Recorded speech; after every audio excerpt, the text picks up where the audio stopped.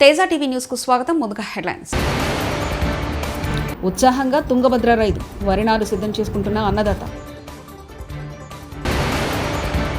Kaleshwaram commission ఎదుట విచారణకు హాజరైన కేసీఆర్.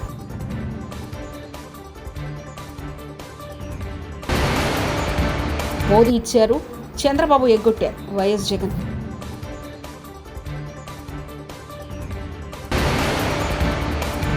తిరుమల శ్రీవారి పాదాల సమీపంలోని అటవీ ప్రాంతంలో అగ్ని ప్రమాదం. తుంగభద్ర ఆయకట్టు రైతుల సాగుకు సమాయత్తమవుతున్నారు. కాలువలోకి నీరు రాకుండా నారు పోసుకుని సిద్ధంగా ఉన్నారు. నదీ జలాలు, బోర్లు, డ్యాము నీరు ఆధారంగా బళ్ళారి, విజయనగరం, కొప్పల, రాయచూరు జిల్లాలో 7 లక్షల హెక్టార్ల ఆయకట్టు పైగా ఉంది. బోర్ల కింద సాగు చేసే రైతులు ముందుగానే వరినారు వేసుకుని పనిలో నిమగ్నమయ్యారు. డ్యాంలో 80 టీఎంసీల నీరు చేరిన తర్వాత ఖరీఫ్లో ఆయకట్టు సాగుకు జూలై 2వ వారంలో నీరు విడుదల చేస్తామని అధికారులు ప్రకటించిన సంగతి తెలిసిందే. దీంతో రైతులు ముందుగానే నారు సిద్ధం చేసుకుంటున్నారు. ఇప్పటికే పొలాలను దున్ని సాగుకు సిద్ధం చేసుకుంటున్నారు. రాష్ట్రంలో రైతులు తీవ్ర అవస్థలు పడుతున్నా పట్టించుకునే స్థితిలో కూటమి ప్రభుత్వం లేదని, చంద్రబాబు సీఎం కావడం రైతుల పాలిట శాపమని వైఎస్ఆర్సీపీ అధినేత మాజీ ముఖ్యమంత్రి వైఎస్ జగన్మోహన్ రెడ్డి ఆవేదన వ్యక్తం చేశారు. బుధవారం పొదిలి పొగాకు పోర్టును సందర్శించిన అనంతరం ఆయన మీడియాతో మాట్లాడారు. ఈ జిల్లాలోనే ఇక్కడే ఇద్దరు ఆత్మహత్యలు చేసుకున్న సన్నివేశం మధ్య ఈరోజు ఈ జిల్లాలో నేను మాట్లాడుతూ ఉన్నా. ఈరోజు ఇక్కడే ఇదే జిల్లాలోనే ఇద్దరు ఆత్మహత్యలు చేసుకున్న పరిస్థితులు. పర్చూరులో ఒక రైతు చనిపోయాడు. గడిచిన శుక్రవారం కొండేపిలో మరొక రైతు ఆత్మహత్య చేసుకున్నాడు.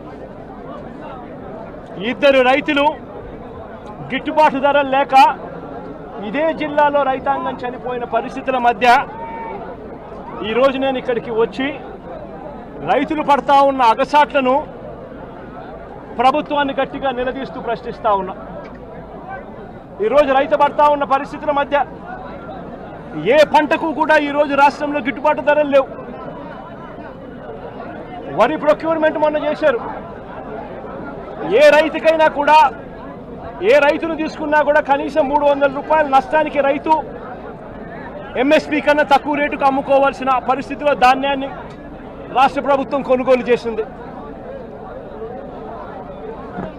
వరి దగ్గర నుంచి మొదలు పెడితే మిరప, పత్తి, జొన్న, కందులు, మినుములు, పెసలు, మొక్కజొన్న, సజ్జ, రాగులు, వేరుశనగ, అరటి, చీని, పొగాకు, కోకో, ఏ పంట తీసుకున్నా కూడా రైతన్నకు ఈరోజు గిట్టుబాటు ధర రాని పరిస్థితి ఈరోజు రాష్ట్రంలో కనిపిస్తూ ఉంది. సిద్దిపేట జిల్లా ఎర్రవల్లిలోని మాజీ సీఎం కేసీఆర్ ఫామ్ హౌస్ను ఆయన కుమార్తె ఎమ్మెల్సీ కవిత వెళ్లారు. ఈరోజు బీఆర్కే భవన్లో జస్టిస్ పీసీ ఘోష్ కమిషన్ ఎదుట విచారణకు కేసీఆర్ హాజరు కానున్నారు. ఈ నేపథ్యంలో కవిత తన భర్త అనిల్తో కలిసి అక్కడికి చేరుకున్నారు. ఇటీవల కవిత కేసీఆర్కు లేఖరడం, ఆయన చుట్టూ దయ్యాలున్నాయంటూ చేసిన వ్యాఖ్యలు హాట్ టాపిక్గా మారిన విషయం తెలిసిందే.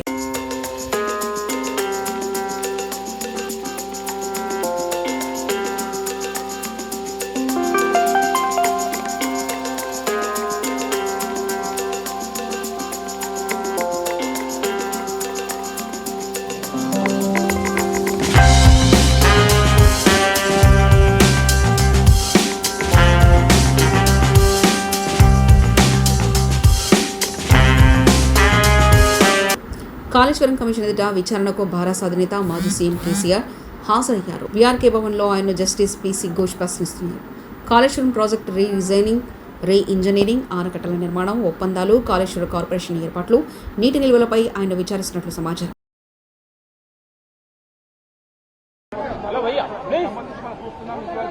దాదాపుగా గంట పాటు ఆయన విచారణను ఎదుర్కొన్నారు. ఆయన పోయే ముందు 2 కలర్ బుక్లు ఆయన తీసుకెళ్లడం జరిగింది. వాటిని ఆయన కమిషన్ కూడా ఆయన సమాధానాలు చెప్పినట్టుగా కూడా తెలుస్తుంది. ఆయన వెంట ఒకవైపు హరీష్ రావు, సంతోష్ కుమార్, అదేవిధంగా ఇటు శాసన మండలిలో పార్టీ పక్ష నేత ఒకవైపు మధుసూదనాచారి, మాజీ హోంమంత్రి మహమూద్ అలీ, బండారు లక్ష్మారెడ్డి, పద్మారావు, గౌడు, అదంతా కూడా ఆయన పాటు లోపడే ఉన్నారు. దీంతో ఈరోజు కమిషన్ విచారణతో ముగిసింది. మళ్ళీ ఫర్దర్గా ఏం జరుగుతుంది కూడా కమిషన్ కేసీఆర్ విచారణతో 100 జన్మనెత్తిన రేవంత్ రెడ్డి అనే చిల్లరగాడిని కేసీఆర్ గొప్పతనం అర్థం కాదు. రేవంత్ రెడ్డి గురువు, ఆయన జేజమ్మతో గొడవపడి ఇక్కడి నుంచి తరిమిన వాడే కేసీఆర్. రేవంత్ రెడ్డి అనే చిల్లరగాడు ఏం చేసినా కేసీఆర్ వెంటకు కూడా పీకలేడంటూ కేటీఆర్ వ్యాఖ్యానించారు. అర్థం కాదు. రేవంత్ రెడ్డి గురువు, ఆయన జేజమ్మతోనే కొట్లాడినోడు కేసీఆర్, ఆ జేజమ్మని ఇక్కడి నుంచి తరిమేసినోడే కేసీఆర్.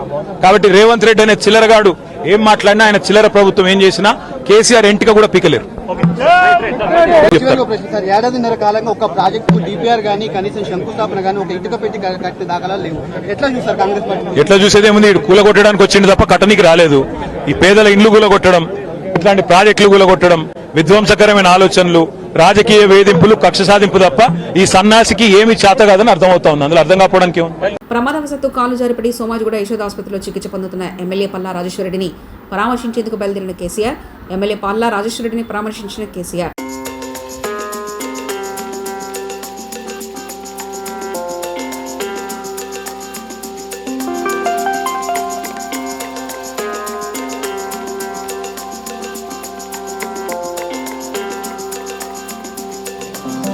తిరుమల శ్రీవారి పాదాల సమీపంలోని అటవీ ప్రాంతంలో అగ్ని ప్రమాదం సమాచారం అందుకుని ఘటనా స్థలానికి చేరుకుని మంటల్ని అదుపు చేసిన అగ్నిమాపక సిబ్బంది. దాదాపు 100 కిలోమీటర్ల మేర అటవీ ప్రాంతంలో మంటలు వ్యాపించాయని తెలిపిన అధికారులు.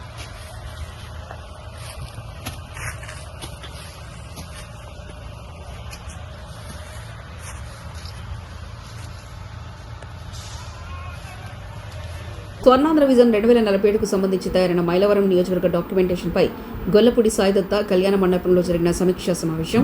ఎమ్మెల్యే వసంతకృష్ణ ప్రసాద్ ఆధ్వర్యంలో జరిగిన సమీక్షా సమావేశానికి ముఖ్య అతిథిగా హాజరైన ఎంపీ కేశినేని విశ్వనాథ్.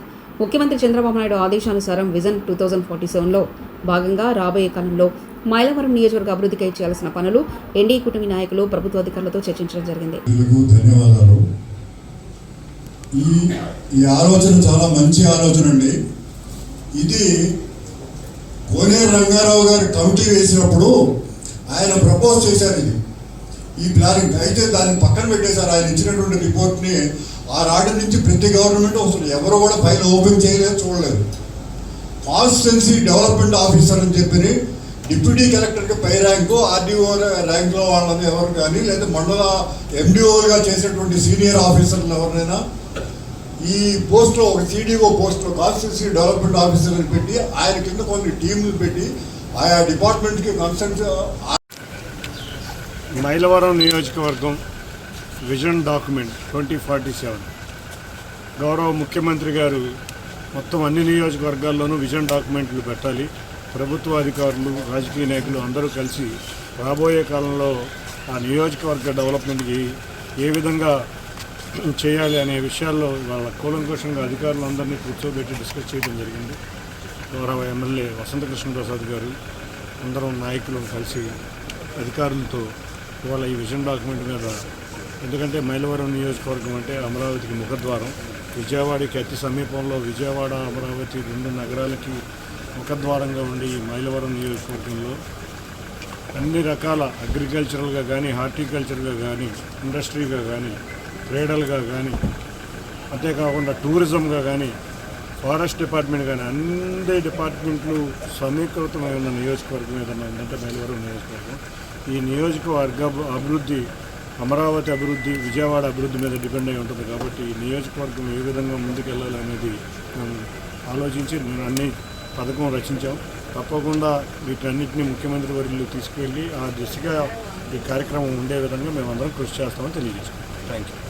మహిళలపై రాళ్ల దాడి చేసిన సైకో బ్యాచ్ను కఠినంగా శిక్షించాలి.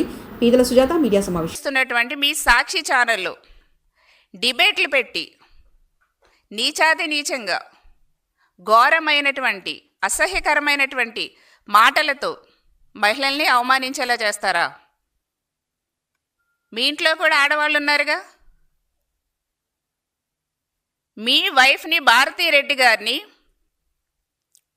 తప్పుగా మాట్లాడినందుకు మా కార్యకర్తను కూడా చూడకుండా ఇమీడియట్గా 24 గంటల్లో యాక్షన్ తీసుకున్నాం. ఎందుకంటే కూటమి ప్రభుత్వంలో పార్టీలకు అతీతంగా ఏ మహిళని అసభ్యకరమైన మాటలన్నా, వాళ్ళని అవమానపరిచినా ఎవరిని కూడా ఊరుకునే ప్రసక్తి లేదు. చట్టరీత్యా చర్యలు తీసుకుంటాము అని చెప్పాం. అలాగే భారతీరెడ్డి గారిని తప్పుగా మాట్లాడినందుకు మా కార్యకర్తను కూడా ఇమీడియట్గా యాక్షన్ తీసుకున్నాం. అది చంద్రబాబు నాయుడు గారి యొక్క పరిపాలన. అది మహిళల పట్ల చంద్రబాబు నాయుడు గారికి, కూటమి ప్రభుత్వానికి ఉన్నటువంటి చిత్తశుద్ధి. ఏంటండి జగన్మోహన్ రెడ్డి గారు రాజకీయాలకు ఇంత దిగజారిపోవాలా? ఏం పాపం చేశారండి మహిళలు? మీకు ఏం అన్యాయం చేశారండి? ఇంత దారుణంగా అవమానిస్తారా? ఎంత దారుణంగా మహిళలపై ఈ రోజున ప్రతిపక్షంలో ఉన్నటువంటి మీరు అవమానకరంగా మాట్లాడిస్తున్నారు. రాష్ట్ర మహిళలే కాదండి, ప్రపంచవ్యాప్తంగా ఉన్నటువంటి తెలుగు మహిళలందరూ కూడా, తెలుగువారు అందరు మహిళలు కూడా గమనిస్తున్నారు. ఇంత దిగజారిపోతారా? ఇంత దిగజారుడు రాజకీయాలు చేస్తారా? ఇంత దారుణమైనటువంటి మాటలు మహిళల్ని అనిపిస్తారా? మహిళల్ని ఇంత ఇలాగ అవమానిస్తారా? టీవీ డిబేట్లు పెట్టి అమరావతి మహిళల్ని మీరు అవమానించలేదండి, యావత్ మహిళ లోకాన్ని అవమానించారు. ఎంత నీచంగా మాట్లాడుతున్నారండి? ఇది వేసల్ రాజధాని. పటాన్చెరు మండలంలోని రుద్రారం గ్రామంలో ఉన్న రేషన్ షాప్ నంబర్ 2 ఇందిరమ్మ ఇండ్ల నిర్మాణాలను జిల్లా కలెక్టర్ క్రాంతి వల్లూరు పరిశీలించారు. ఈ సందర్భంగా జిల్లా కలెక్టర్ క్రాంతి వల్లూరు మాట్లాడుతూ రేషన్ కార్డు ఉన్న ప్రతి ఒక్కరికి ఉచిత నాణ్యమైన సన్న బియ్యం అందిస్తున్నామన్నారు. సన్న బియ్యం లబ్ధిదారులతో మాట్లాడుతూ బియ్యం తీసుకున్నారా, ఎలా ఉన్నాయి, ఇంట్లో ఎంతమంది ఉన్నారంటూ లబ్ధిదారులతో మాట్లాడారు. ఇందిరమ్మ ఇండ్ల నిర్మాణాలను పరిశీలిస్తూ ఇండ్లను నాణ్యతతో కట్టాలన్నారు. బేస్మెంట్ పూర్తి చేసిన వారికి ₹1,00,000 అందించినట్లు తెలిపారు.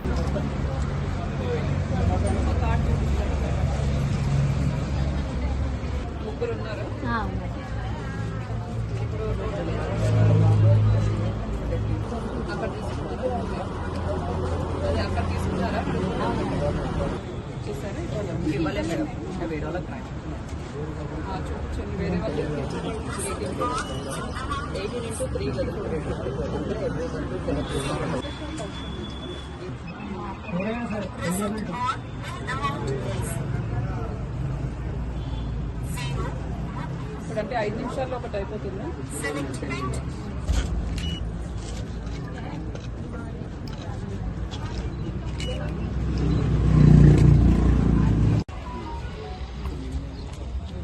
కట్టడానికి రెడీగా ఉంటుంది, మేము మళ్ళీ ఇస్తాము.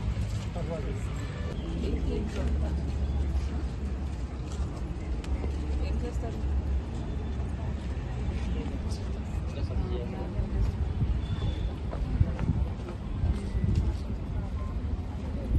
ప్లాన్ చేస్తున్నారు. ఒకైతే మోసేస్తాం, మేస్త్రి మాట్లాడుతున్నారు, మేము ఇచ్చేస్తాం. లోన్ వస్తుందా మీకు?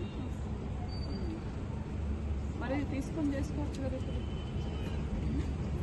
ఎవరైనా మంచి టోకన్ ఈ ప్రైస్ రెగ్యులేషన్ కంప్లీట్ పెట్టారండి, తర్వాత ఎట్లా అవుతాం వస్తుంది కదా. ఇప్పుడు స్టార్ట్ చేస్తాం. మరి కాళేశ్వరంతో రైతుల కన్నీళ్లు తుడిచిన కేసీఆర్పై కుట్రలా అంటూ సంగారెడ్డి బీఆర్ఎస్ ఎమ్మెల్యే చింతా ప్రభాకర్ గారు మండిపడ్డారు. కాళేశ్వర కమిషన్ ముందు మాజీ ముఖ్యమంత్రి వర్యులు కేసీఆర్ గారు హాజరు సందర్భంగా హైదరాబాద్ బీఆర్కే భవన్ వద్ద కేసీఆర్ గారికి మద్దతుగా పాల్గొన్నారు.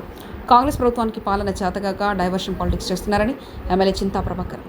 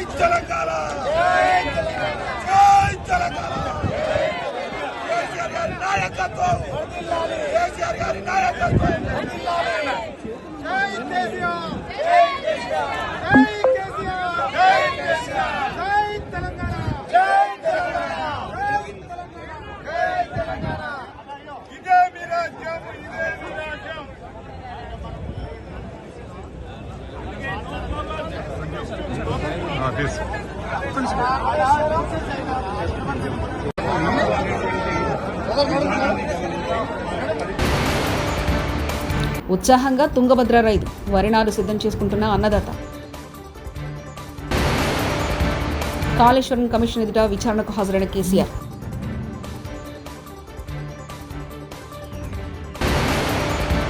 మోదీ ఇచ్చారు, చంద్రబాబు ఎగ్గొట్టారు వైఎస్ జగన్.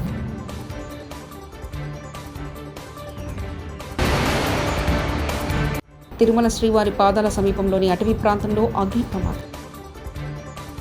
ఇవి బులెటిన్ విశేషాలు. చూస్తూనే ఉండండి తేజ టీవీ న్యూస్.